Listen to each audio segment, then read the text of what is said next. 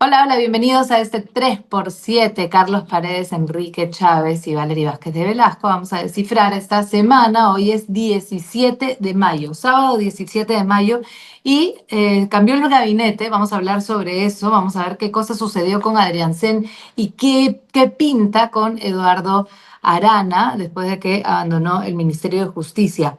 Vamos a hablar también de lo que se sabe ahora de Patás, ¿no? Después de la matanza de las 13 personas en Patás, hay algunas novedades, sobre todo la captura de cuchillo que se ha dado precisamente ayer en Colombia, o antes de ayer, me parece que ha sido el jueves en la tarde, ¿no es cierto? Y también los detalles de esta abogada, Liliana Pizán. Y hablaremos de lo que está pasando entre la Fiscalía y el Ejecutivo. Ya son, en total, me parece que 9 las denuncias constitucionales que se han presentado, pero 5 de ellas esta semana a la Presidenta de la República. Así que vamos a ver también qué es lo que está ocurriendo entre Eli Espinosa y Dina Boluarte y por qué. Carlos, Enrique, buen día. Hola Valeria, Enrique, ¿cómo están? Sí, ha habido cuarto gabinete de la era Boluarte, nuevo gabinete que no cambió nada, en pocas palabras, ¿no? Ha habido un enroque ahí, el hombre Arana ha asumido la presidencia del Consejo de Ministros, era alguien que se ha venido voceando hace tiempo, ¿no? Y ya se puso el fajín de PCM. Ha habido algunos cambios, de eso vamos a profundizar en los siguientes minutos. Por presión de ciertas bancadas, se quiso entregar ciertas cabezas para evitar la censura de Gustavo Adrianzen, pero parece ser que la movida de José Salardia en el MEF para poner a Raúl Pérez Reyes no satisfizo a alguien y finalmente vamos a explicar, la bancada de Fuerza Popular emite un comunicado diciendo que va a votar a favor de la censura de Gustavo Adrianzen y ahí se cae el tercer gabinete de Boluarte. Ujú. Y también el viaje a Dina, ¿no? Que se ha permitido finalmente que vaya al Vaticano. Enrique. Claro, el apuro de Dina Boluarte por poner de cabeza a su gabinete parecía tener relación con la prisa por que le den el permiso y llegar al Vaticano. Una muestra más de frivolidad de la señora. Ya sabemos que ella se puso su mantilla para la famosa foto del Papa Francisco, no muy entusiasta con la visita. Le negaron el permiso para ir al funeral de Francisco y ahora que el Papa es peruano, claro, ha redoblado esfuerzos para lograr ese permiso que finalmente se ha dado. Pero Ujú. ni la presidenta del Poder Judicial ni el presidente del Congreso han aceptado la invitación. Lo lógico, ¿no? Lo Se va lógico en sola. estas circunstancias para desdinizar esta situación hubiera sido que los tres poderes del Estado vayan a saludar al Papa peruano, ¿no? De una manera pues institucional, seria, y al final terminas en lo que terminas. Vamos a, como dicen, a profundizar en varios aspectos, pero yo quiero, digamos, hacer una metáfora de lo que está pasando en el Ministerio Público por otro lado, porque nosotros hemos denunciado en Caretas, en la edición impresa esta semana, que el día martes, Víctor Chacón, el día lunes, perdón, el día lunes, Víctor Chacón fue detenido más de una hora por seguridad del Estado en la catedral por tomarle fotos a la fiscal de la Nación. Había una misa en honor, vamos a decirlo así, no están los catedrales peruanos, pero había una misa en la catedral en honor del Ministerio Público o por la salud del Ministerio Público, que bien que la necesita. Y Chacón, que es un fotógrafo además muy reconocido, fue detenido una hora en un cuarto de seguridad del Estado bajo argumentos de que estaban en estado de emergencia y Ujú. pidiéndole la memoria de la foto y amenazándolo con llevarlo preso a la comisaría si no le entregaba. Así estamos con el tema no solamente de lo que pasa en fiscalía, sino que yo creo que es un ambiente medio autoritario alrededor del ejercicio periodístico, que creo que vamos a hablar también de eso.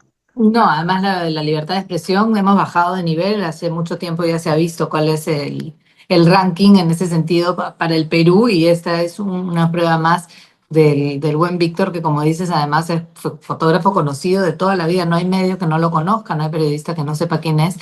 Está además como firma en todas las fotos de Caretas hace mucho tiempo y efectivamente esto es una violación a los derechos de la libertad que nosotros obviamente reclamamos. Este, vamos a Adrián Sen. ¿Qué pasó con Adrián Sen? Llegó en un momento, no sé, tal vez intentando de que se cambien de aires, de dar un poco de dar algún tipo de mejoría al gobierno de Boluarte, y sin embargo ha salido por las patas y lo ha reemplazado Eduardo Arana. ¿Qué significa este cambio? ¿Qué cosa es lo que podemos leer con la salida de Adriancén, con además un cambio de ministros un día, al día siguiente cambio de gabinete por la salida de PCM, un desarreglo para variar en el Ejecutivo? Yo creo que estos tres ministros que juramentaron el día jueves van a pasar a los anales de la PCM como los ministros que solo duraron 6 o 7 horas, ¿no? No tuvieron Ujú. ni siquiera de sentarse en su escritorio, ni de recibir la posta del anterior. Claro, yo creo que Gustavo Adriancén ya era un patorrengo, alguien que simplemente había perdido no solo autoridad, sino legitimidad. Recordemos algunas de sus hazañas cuando, horas antes de que renuncie en medio del escándalo de Caliwarma, el ex ministro de Martini, él dijo que no, que el gabinete estaba muy consolidado, ¿no? Ahora, cuando le preguntan sobre Patás, ¿no? ¿Qué pasó con estas 13 personas que terminaron asesinadas cruelmente? Decía, no, nosotros tenemos información de que no ha habido secuestro alguno. Es decir, desenchufado de la realidad, siendo que de la PCM dependen, por ejemplo, la DINI, que tiene la información actualizada y tiene todos los órganos de inteligencia para poder informarse un poquito.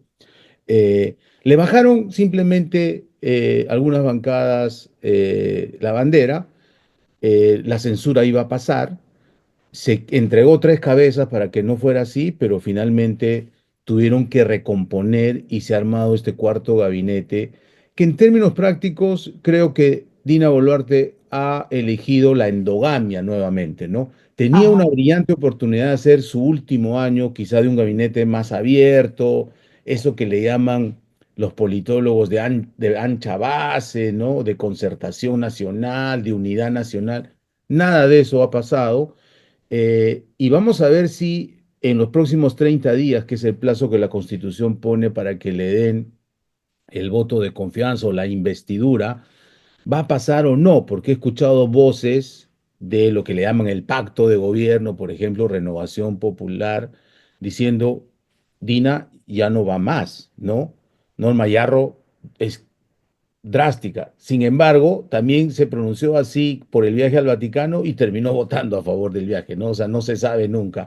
Chirinos, la congresista, ha dicho públicamente que Dina no puede llegar al 2026. Vamos a ver qué pasa, pero yo creo que nuevamente es un gabinete debilitado, sin mayores luces. Han cambiado al ministro del Interior, Julio Díaz Zulueta, que dicho sea de paso, no dio una sola rueda de prensa ni una entrevista en medio de esta crisis de inseguridad en 2 meses. Y ahora han puesto a Carlos Malaver, que es un policía con cierta experiencia en lucha contra la criminalidad. Vamos a ver qué hace, ¿no? Vamos a ver. Ujú. Y Enrique, ¿qué tan, de verdad, qué tanto Eduardo Arana es la pieza de Keiko Fujimori? Es así en fin, o sea, ¿qué quiere decir esa negociación finalmente? Porque Dina efectivamente entra en la recta final hasta julio, digamos que tiene posibilidad de sacar el Congreso y luego que la saquen a ella, que prescindan de ella, para terminar el periodo hasta el 2026, pero todavía se van cosiendo algunas situaciones, ¿no? Entre el Ejecutivo y el Congreso. Y aparentemente esta sería una, la de Fuerza Popular con Dina y este último aliento por Eduardo Arana. ¿Qué es lo que sabemos? Eh, claro, Arana sobre todo se argumenta que él posibilitó el indulto a Fujimori, es decir, si bien lo da Vizcarra esta última, digamos, puesta en práctica del indulto, por la cual finalmente Fujimori puede vivir sus últimos días libre, la posibilita Arana. Y eso te da una idea clara de esa vinculación. Ahora, si bien Keiko puede haber influido por ese lado, lo que más me preocupa es el frente económico, el tema Salardi. Ujú. porque, como yo he repetido varias veces en este espacio durante los últimos meses, Salardi era el mejor activo para una presidenta que tiene 2% de popularidad y que no le queda mucho más que amarrarse a los poderes fácticos para poder sobrevivir.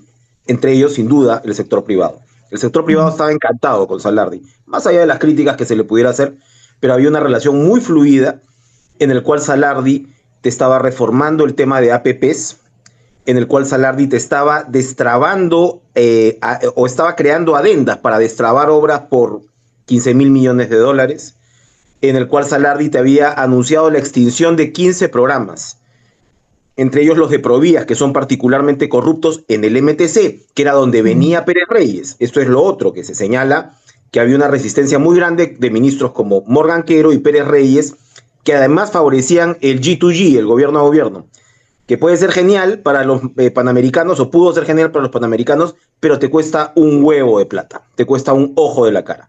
Y Salardi más bien privilegiaba las APPs y las obras por impuestos, que es algo donde tienes un techo todavía muy alto para ir revirtiendo la parálisis de gestión del Estado, ¿no? Que las propias empresas ejecuten sus obras, las grandes empresas. Entonces, en este clima, evidentemente ha pisado callos. En la extinción de los programas se dice que los sindicatos han zapateado porque ibas a dejar a 20.000 personas sin trabajo, pero esto, claro, ya te dice que sencillamente olvídate del Ministerio de Infraestructura, ¿no? Olvídate de una NIN fortalecida y olvídate de cualquier intento de reforma del sector público, ¿no? Entonces, ya, o sea, ya perdiste más o menos lo último que tenía. Y lo que sí, ¿por qué lo ligo a Fujimori? Una versión cercana a Salardi señala que la percepción del exministro es que se lo bajan porque él no otorgó el crédito suplementario que se estaba pidiendo en el Congreso, que entre otras también favorecía a gobiernos regionales y que Fuerza Popular estaba particularmente interesado en mover. Entonces, Ujú. este aparente absurdo de para qué le das la cabeza del ministro si igual se van a tirar a tu premier, no sería tanto. Ha sido parte de alguna forma de un acuerdo integral donde terminas efectivamente decapitando a tu ministro con mejor imagen, al menos en ese sector.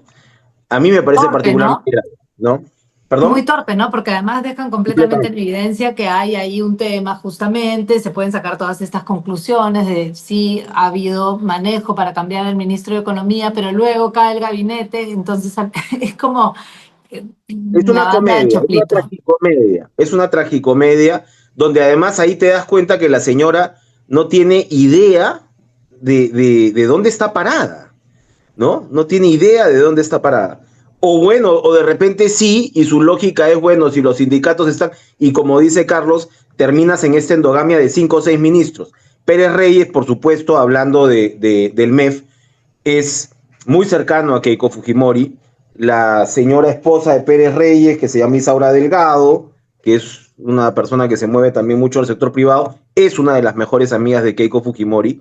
Y ahí te das cuenta que quizás Dina se está jugando la supervivencia por ese lado, pero no olvidemos quién la sostiene. Y está clarísimo cómo Fuerza Popular y APP desde otros ámbitos están ejerciendo el poder y tienen una buena parte de la torta y una buena parte de la plata. Que son coincidentemente las bancadas más numerosas en el Congreso de la República, las más cohesionadas también, ¿no? Salvando las distancias, así como en los 80s y 90s había la dama de hierro, ¿no? En Gran Mm. Bretaña. Acá tenemos a la mujer del hierro, ¿no? Porque para de hierro en hierro. Este, en serio, porque Se como dicen pasó. algunos, del llamado pacto de gobierno, no se deja ayudar, ¿no? Realmente, su prioridad es ir al Vaticano, ¿no? Vestirse de negro. Probablemente el Papa León XIV no le va a dar una audiencia de Estado, Vamos a ¿no? ver qué cara le pone, ¿no? Porque efectivamente la cara de Francisco primero fue bien descriptiva de su disconformidad y bueno, este papa sabe mucho más del Perú de lo que sabía Francisco, lo ha vivido, lo tiene que tener muy, muy claro, ¿no? A ver qué cara le pone. Yo tendría miedo si fuese Dina de acercarme al papa siendo peruana con el papel que está haciendo, ¿no? Sí, y solo para terminar este tema del gabinete, se produjo la primera rueda de prensa el jueves con Arana, que puso por fin al nuevo ministro del Interior, al de Defensa, están viajando a Patás, pero obvio, no hay todavía una estrategia medianamente seria para la inseguridad ciudadana, que es para los peruanos el principal problema. En el Perú están asesinando al día a 6 personas, ¿no? Un promedio de un asesinado por extorsión y por crimen organizado cada 4 horas. Eso es gravísimo.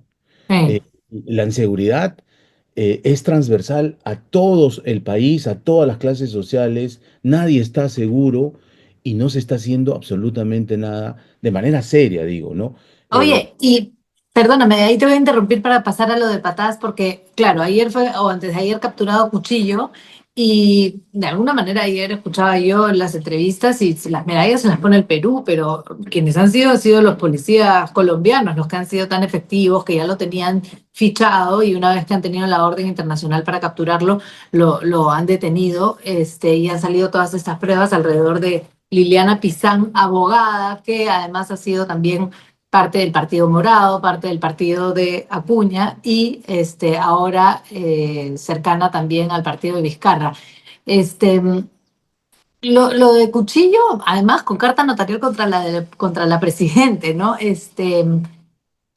Está claro, es decir, él obviamente dice que es inocente, que no hay pruebas de que estaba ahí, sin embargo fue sindicado por este gobierno de que él había sido el causante y el autor de estas muertes en Patás, pero es mucho más grande, digamos, lo que ocurre ahí, ¿no? Con el tema de la minería, con el tema de Cuchillo, con el tema de la plata que se mueve en cada uno de los socavones, los miles de socavones que hay ahí también que no controla nuestra policía.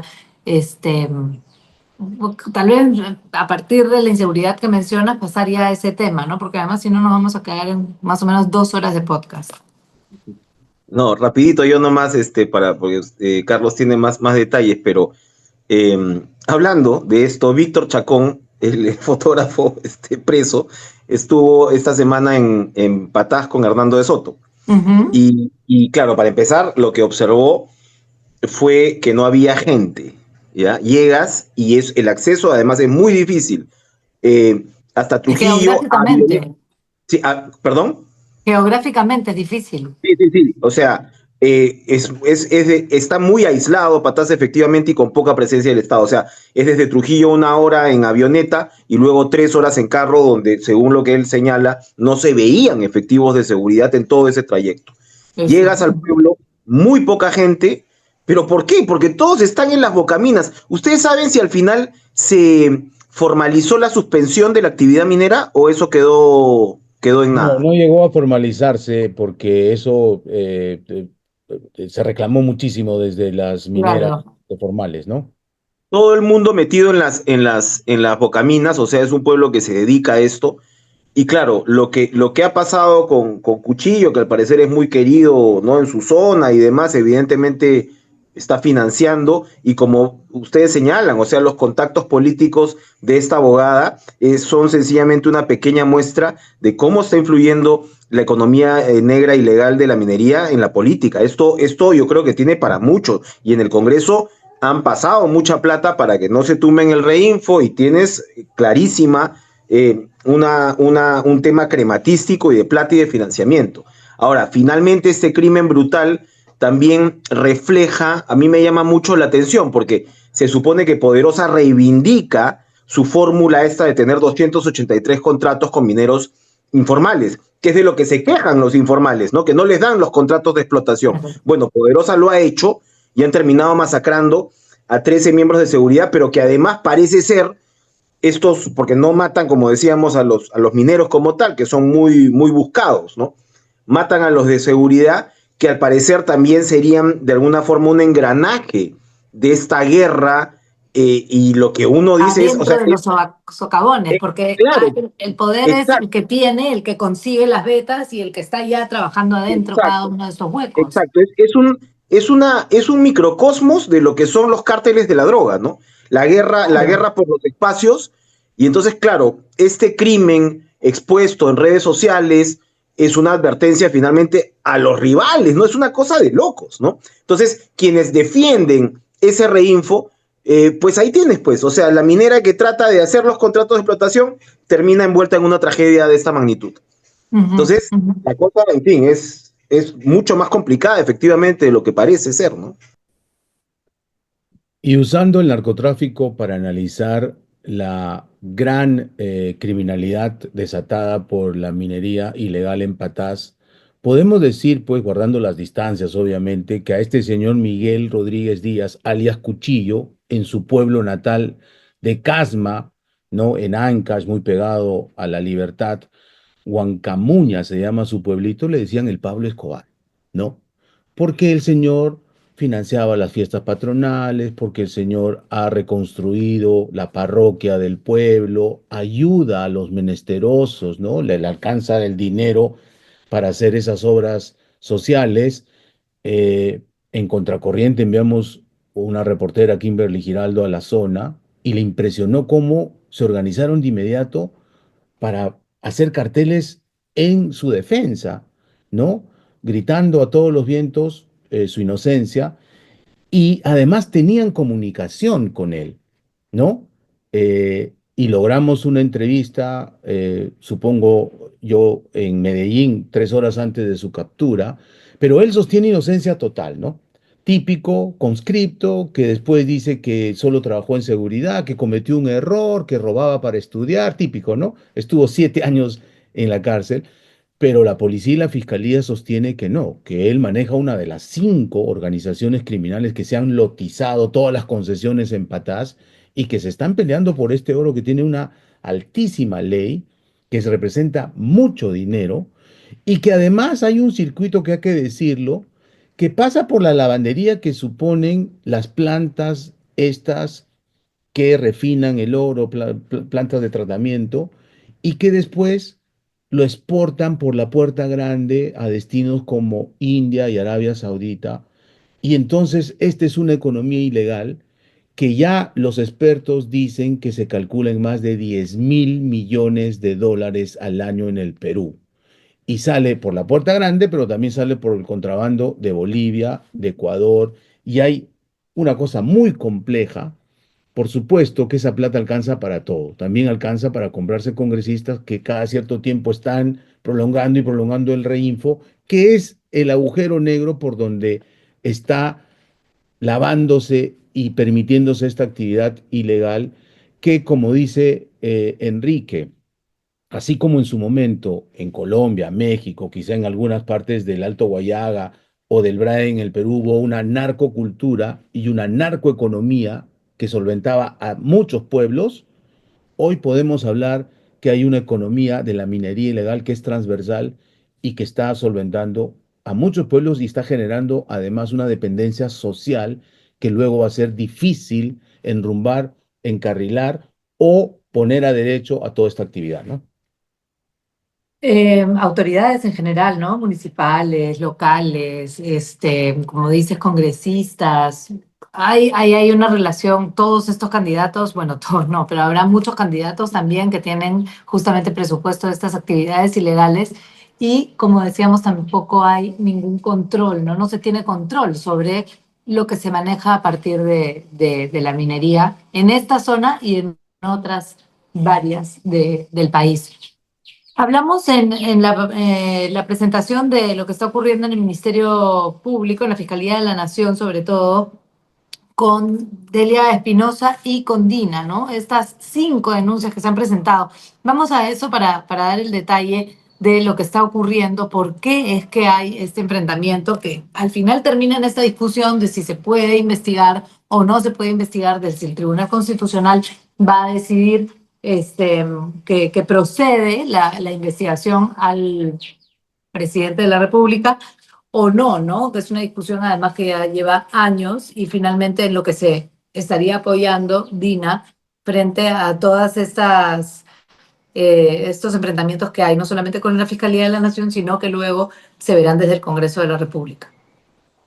Son 5, efectivamente, denuncias constitucionales en 48 horas. Ayer, viernes, han sido las de las cirugías estéticas, la fuga de Cerrón y el presunto enriquecimiento ilícito agravado por omisión de consignar declaraciones en documentos como ministra en el MIDIS, ¿no? El jueves Vale, hubo bueno. otras dos por las protestas sociales del 22 y 23 y por el caso Caliwarma. Ahora, ya entre las 9 que se habían presentado, Carlos, de repente tú tienes el dato exacto, estaba el caso Rolex y estaba una por la muerte y heridos en el contexto de las protestas sociales. Yo entiendo que esas fueron archivadas por el Congreso previamente, ¿o no?